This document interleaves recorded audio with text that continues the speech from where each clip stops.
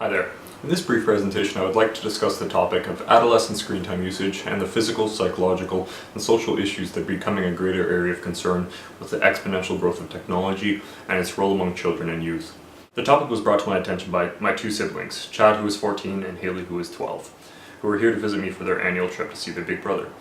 Both Chad and Haley use iPads, iPhones, laptops, and other portable gaming devices, and when I picked them up from the airport it was made clear rather quickly that neither of them had left these devices behind. During our 3 days together, we spent a lot of time outside, exploring and partaking in physical activities. However, I noticed that during the downtimes, including car rides, mornings, and evenings indoors, that their devices in various media and social networking platforms have provided more than enough stimulation to keep them occupied. At first I thought it was a blessing.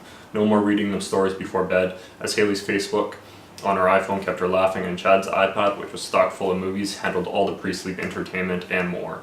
This leads me to the thought of how parents must find solace in device-based entertainment for their children, and how youths, who almost all have cell phones, smartphones, or access to laptops or tablets, are being entertained in such a way that is so much different from my childhood. For me, fun meant avoiding bears while building forts in the woods with my friends, rather than watching bears ride bikes on YouTube via my smartphone in a dark bedroom at 12:30 in the morning. This was concerning to me, as it should be to all parents. There is no doubt that technology has enabled a huge network of learning potential through information access, interactive learning platforms, access to online book libraries, and other scholarly resources the internet and handheld technology has provided. However, it is clear that technology is not necessarily being used in these ways, especially by adolescents who are not surprisingly drawn to the Angry Birds app rather than the bookstore app. The American Academy for Pediatricians recommended no more than 2 hours of screen time per day, including cell phone and tablet use. However, Robert's 2010 national-wide study on children's media use found elementary-aged children now use an average of 7.5 hours per day of entertainment technology, with total amount of exposure time averaging 11 hours per day. The concern with this overuse is not simply the vast amount of time spent in front of a screen, but the physical and psychological consequences of such exposure to TV, social medias, video games, and the often uncensored internet resource. Research such as Sarah Anderson's public health study found a strong correlation between teens' overexposure to screen medias and obesity in teens partaking in the sedentary activities which run parallel with device usage. Before smartphones, tablets, and handheld gaming devices, adolescent entertainment relied on their own creativity, imagination, and socialization skills to provide stimulation for free times during their day.